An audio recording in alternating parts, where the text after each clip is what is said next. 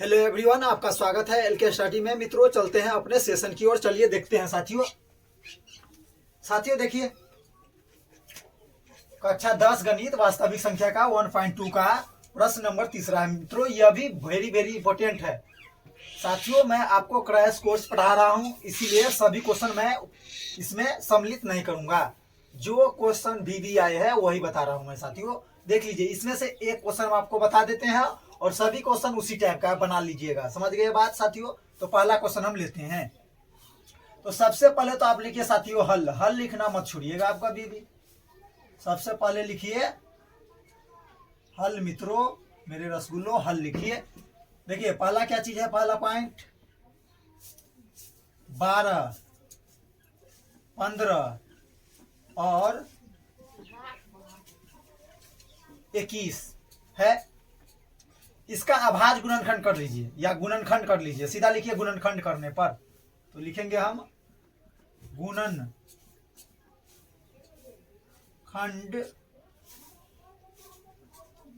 करने पर। साथियों सभी का कर लीजिए साइड में। देखिए तो 12 का कीजिएगा तो कितना होगा, 12 का 2 गुने में 3, यही ना होगा।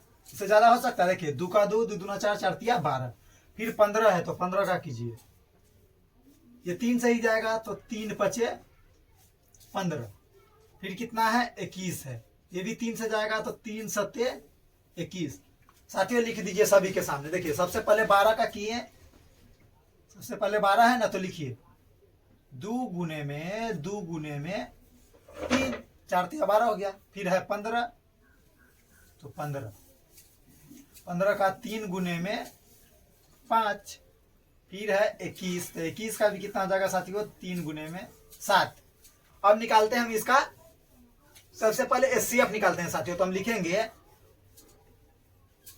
कितना है, देख लीजिए 12, 15 और 21 का एचसीएफ यहां पर डायरेक्ट लिख दीजिए। एचसीएफ बराबर, देख लीजिए मित्रों, एचसीएफ कौन होता है, जो तीनों में मिल जाए वो क्या हो जाएगा, एचसीएफ होगा। जो तीनों में मिले। तो देखिए साथियों 12 के गुणनखंड, 15 के गुणनखंड और 21 के गुणनखंड में क्या चीज कॉमन है, देख लीजिए साथियों। तो ऊपर वाले में भी 3 है, यानी 12 में भी 3 है गुणनखंड में, 15 में भी 3 है और 21 में भी 3 है। इसका मतलब हमारा 3 ही क्या हो जाएगा, हमारा एचसीएफ हो जाएगा। जो तीनों में मिले वही एचसीएफ होगा। मिल गया। और जो नहीं मिलेगा, जो नहीं तीनों में मिले वो एलसीएम में होगा। तो वो भी करते हैं साथियों। अब लिखते हैं एचसीएफ तो 3 हो गया। अब लिखेंगे 12,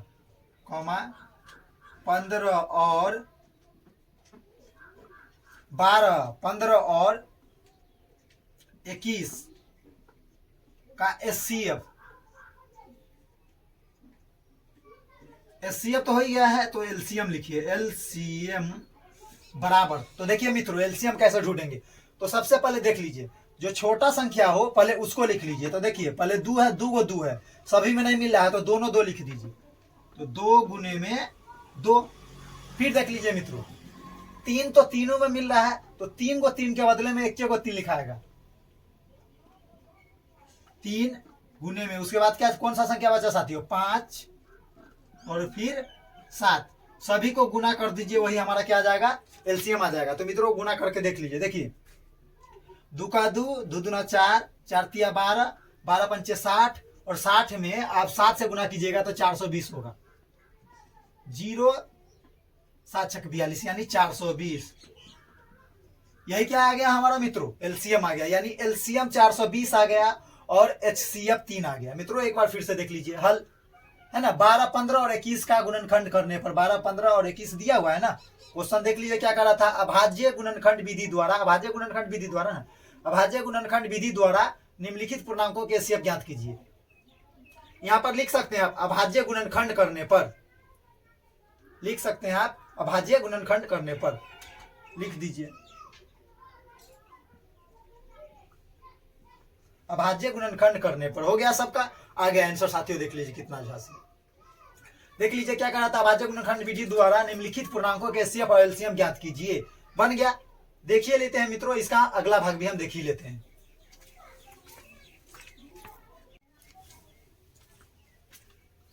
देखते हैं मित्रों इसका दूसरा भाग। देखिए सबसे पहले तो आप लिख लीजिए हल। क्या लिखेंगे?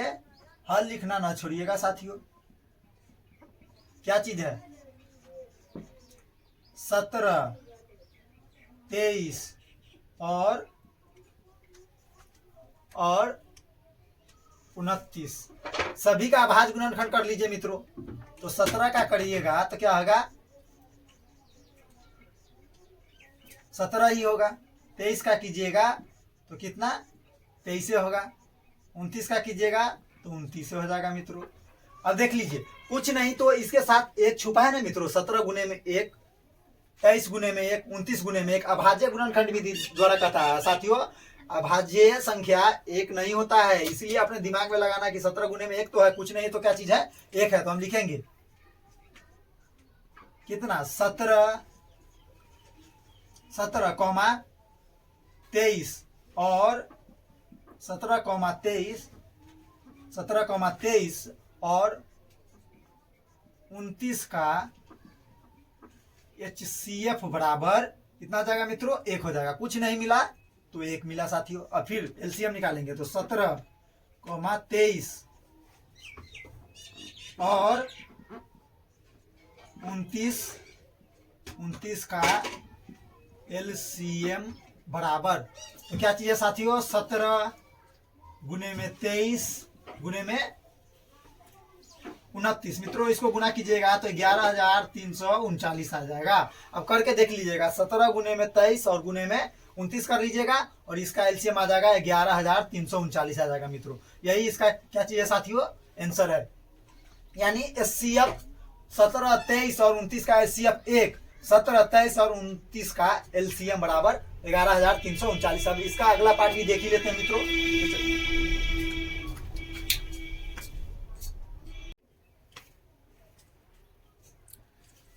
देखते हैं मित्रों इसका तीसरा भाग।